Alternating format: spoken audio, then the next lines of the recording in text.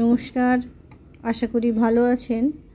আজকে আমি একটা রেসিপি নিয়ে এসেছি, পকোড়া রেসিপি। চটজলদি তৈরি হয়ে যাওয়া আর দারুণভাবে মজাদার এই রেসিপিটা, তাড়াতাড়ি হয়েও যায়। দেখুন এটা কিভাবে করছি।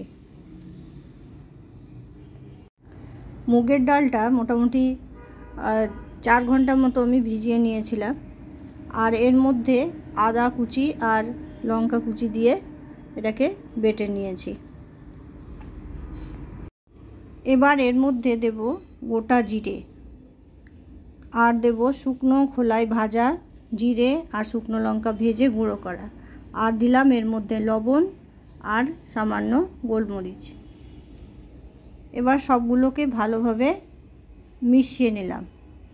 মিশিয়ে নিলে যতভাবে ভালোভাবে মেশানো যায় এটা ভীষণভাবে নরম হয়। এবার সর্ষের তেল দিয়েছি, আর এইগুলোকে একটু বড়ার আকারে বা পকোড়ার আকারে ছোট ছোট করে দিয়ে ভালোভাবে ভেজে নিলাম। আশা করি এটা আপনাদের ভালো লাগবে, অবশ্য করেই বানাবেন। নমস্কার।